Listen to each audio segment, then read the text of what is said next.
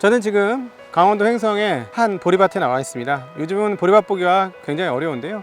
약 100년 전으로만 돌아가도 이 보리가 다 생성되기 전에 우리는 심각한 보리고개를 맞이했습니다. 너무나 힘들게 살았던 것이 우리네 인생이었습니다. 그런데 단 100년 만에 보리가 그렇게 중요하지 않은, 보리가 잘 씹히지 않기 때문에 먹지 않는 그런 사회까지 도달했습니다. 정말 100년 동안 어마무시한 진보와 변화였다, 이렇게 볼 수가 있겠죠.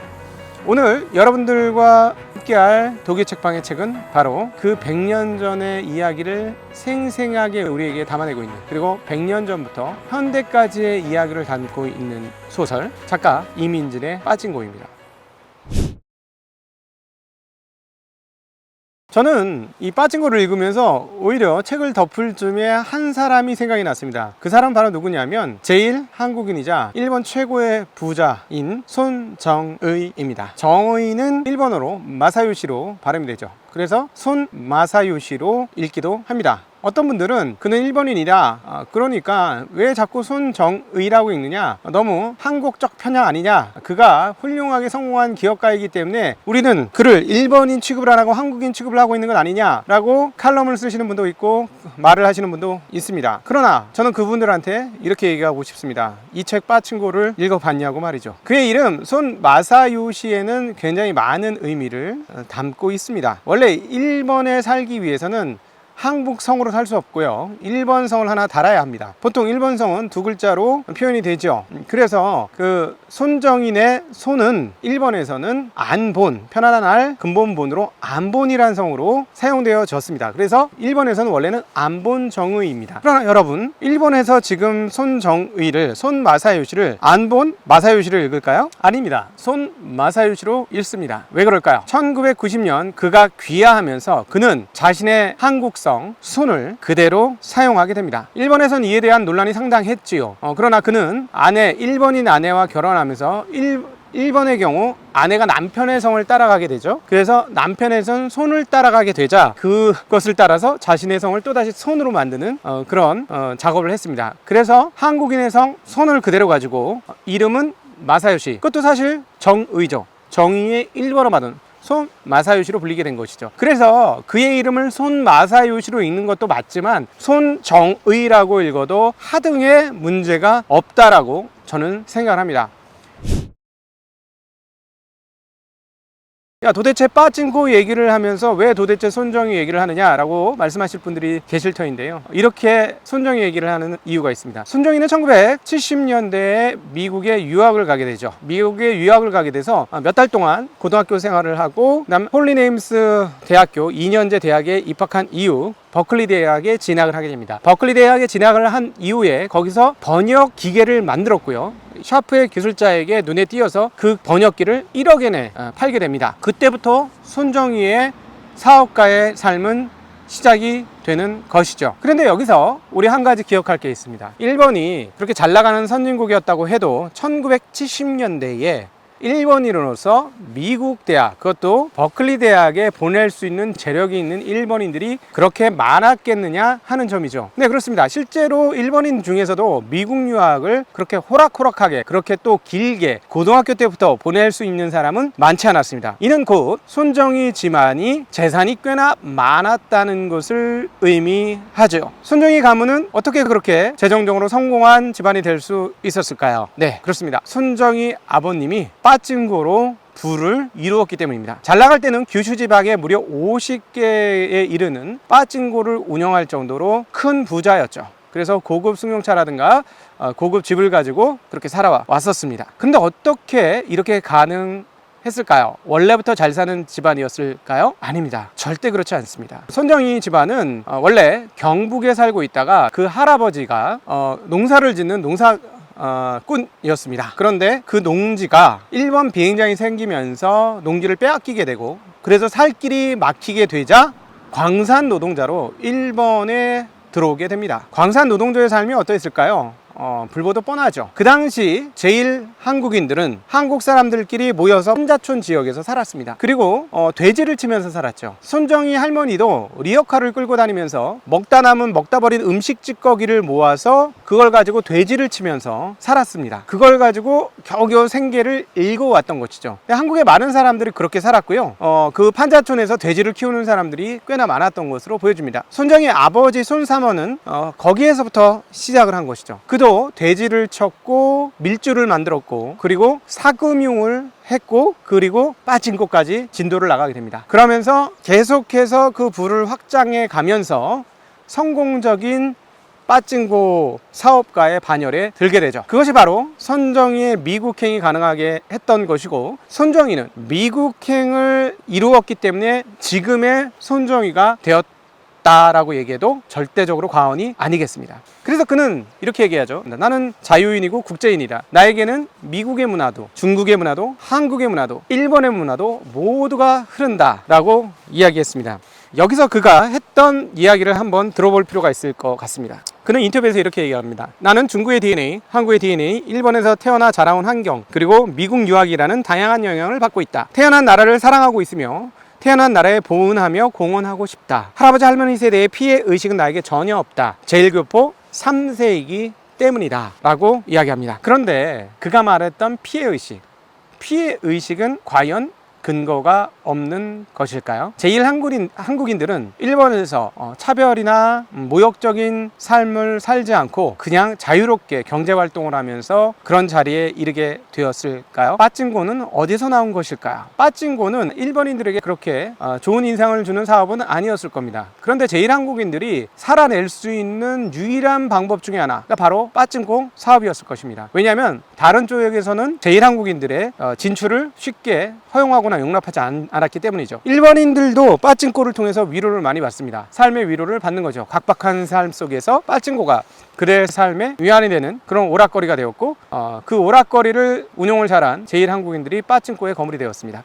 이 내용들을 다시 한번 살펴보면 제가 왜 이 책 빠진코를 읽으면서 손정희 가문에 관심을 갖게 됐냐면, 대부분의 한국인들 중에 일본에서 자리 잡은 사람들의 내용들을 살펴보면 빠진코가 상당히 유력한 사업 내용이었다는 것이죠. 일본의 빠진코계는 아마도 대부분 한국 사람들이 중심에 있고, 일본 빠진코의 중심 세력들을 한국인들이 장악했고 한국인들이 세웠다라고 표현해도 과언이 아닌 것 같습니다. 일본 사회에서 차별과 온갖 박해 속에서 한국인들이 자리 잡을 수 있는 거의 유일한 사업 중에 하나가 일본인들이 관심이 없었던 빠진코 사업이었다라는 것이죠.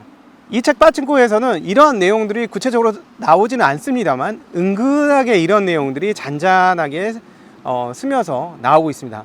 그래서 저는 이 책을 덮고 나서 이 책을 생각할 때 빠진코에 나오는 중심 가정 인물 중에 하나의 애가 손정희의 가문이 아닐까 하는 생각을 하게 될 정도였습니다. 그래서 이민진 작가한테 좀 물어보고 싶더군요. 혹시나 당신이 일본에서의 제1한국인들을 인터뷰하면서 손정희 가문에 대한 생각도 하게 됐느냐, 아니면 일반적인 그런 그 과정을 통해서 여기까지 이야기를 서술해 나가는데 오게 된 것이냐라는 질문을 하고 싶기도 했습니다.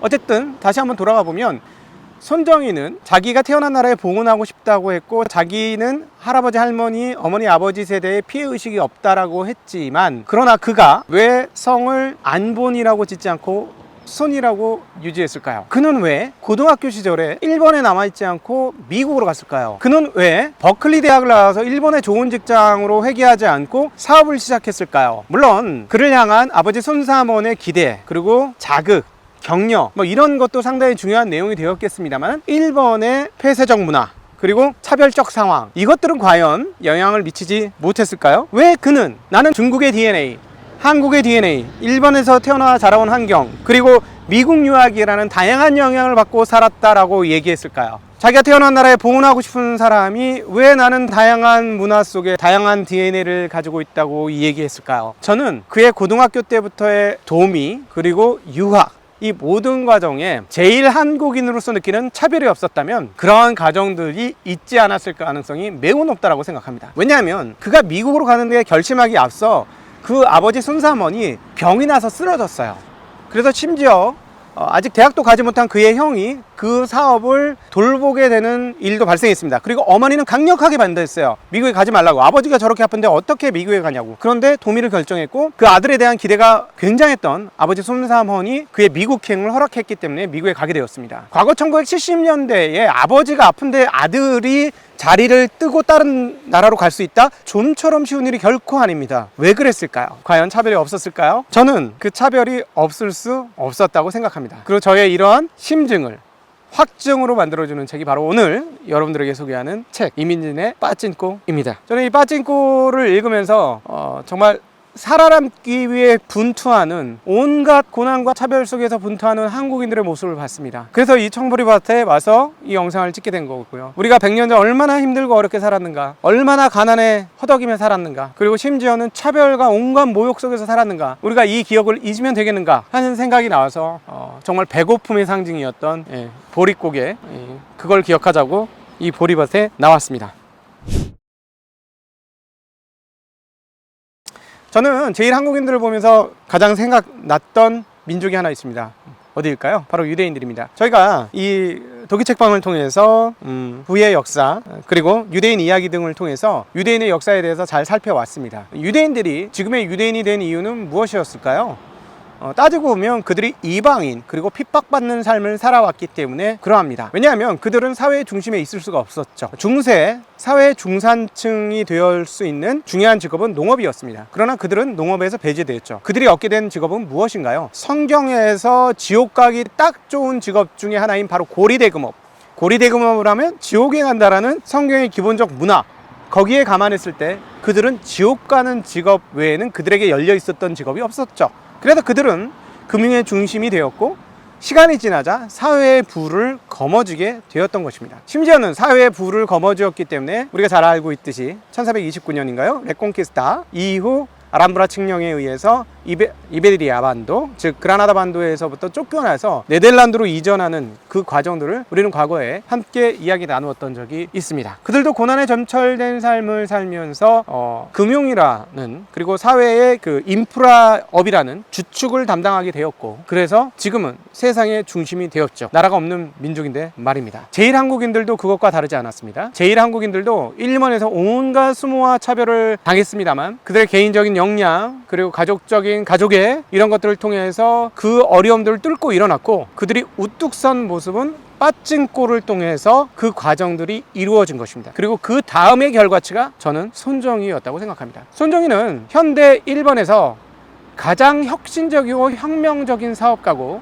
최근에 그와 비견할 수 있는 기업가가 과연 누가 있을까 할 정도로 폐쇄되고 수동적인 일본 사회에서 혁신의 아이콘으로 우리에게 드러나 있습니다. 그리고 일본 젊은이들이 존경하는 기업인이기도 하고요. 이게 어디서 왔을까요? 그 수많은 모멸과 핍박, 거기서 살고자 하는 욕망, 살아내고자 하겠다는 의지, 이것들이 만들어낸 작품이 아닐까요? 갑자기 이 얘기를 하니까 철학에서 나왔던 주인-노예 변조법이 생각납니다. 주인은 항상 만족스러운 삶을 살았기 때문에 자기를 개발하지 않았습니다만, 노예는 자기의 삶이 항상 불만족스럽기 때문에 끊임없이 계속해서 자기를 갈고 닦으면서 어느 순간 주인을 능가하는 노예가 돼서 주인과 노예의 입장이 바뀐다는 주인-노예 변증법이 있는데요. 그것이 생각나기도 합니다.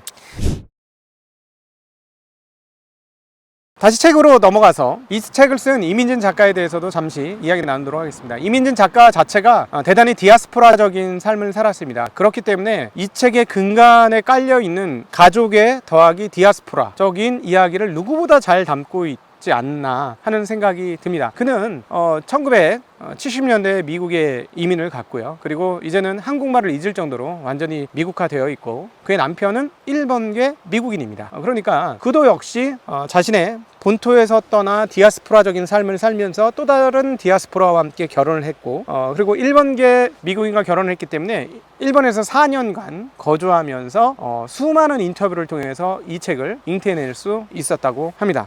그리고 하나 말씀드릴 수 있는 것은 책과 애플 TV에서 나오는 빠찐코 영화하고는 조금 결이 다르다라는 것도 말씀드릴 수 있을 거예요. 그래서 시즌2가 아직 안 나왔습니다만, 영화는 영화대로 재밌습니다만, 소설은 또 소설대로 아주 재미를 듬뿍 담고 있습니다. 한번 손에 잡으면 쉽게 책을 손에서 놓기 어려운 책이 이 책 빠찐코가 되겠습니다. 이 책은 이렇게 시작합니다. 역사는 우리를 져버렸지만 그래도 상관없다. 굉장히 많은 것들을 함축하고 있는 말인데요. 역사라는 것은 여기서 단순히 시간적인 것만을 의미하는 것이 아니라 사회, 국가, 지도자 등등 여러 가지 것을 이야기하겠죠. 그들에게서부터 버림받은 한 가족, 그러나 상관없다. 왜요? 가족애로 똘똘 뭉쳐서 가족을 지켜내기 위한 삶, 그 삶이 우리 인생을 추동하는 힘이 되었기 때문입니다. 우리는 역사에서 버림받았지만 가족애를 가지고 가족을 지탱하기 위한 그런 욕망과 의지를 가지고 살아오면서 지금의 이 상황을 만들었다라는 것이죠. 한국인들은 역사에서 버림을 받았습니다만 가족을 지키고자 하는 가족애, 그리고 삶을 유지시키고자 하는 그런 의지를 통해서 그들의 삶을 지켜왔고, 비극 속에서 생존을 만들었고, 또 생존 속에서 의미를 만들어 온 민족이 아니었나 하는 생각을 이 책을 통해서 하게 되었습니다. 그리고 그 생존과 의미가 역사의 지금을 만들고 있다라는 생각을 더불어 하게 되었습니다. 그래서 더욱 이 책을 덮으면서 그런 역사의 심볼, 역사의 상징처럼 등장한 제1한국인 손정희가 생각이 나서 그리고 손정희의 삶과 그 가족의 가족사가 이 빠찡코에서 이야기하는 가족사와 너무나 흡사했기 때문에 저는 이 빠찡코라는 책을 읽으면서 빠찡코 관련된 내용보다는 손정희에 대한 내용을 더 여러분들과 더 많이 나누게 되었습니다. 역사가 우리를 저버렸지만 우리의 삶은 지속됩니다. 시장이 우리를 저버리더라도 또 우리 삶을 지속하다 보면 우리의 시대가 오는 것 아니겠습니까? 뜻과 의지를 갖는다면 우리도 제2의 손정희가 되지 말라는 법이 없겠죠. 오늘 독이책방 빠찡구를 보면서 정리되는 생각이었습니다.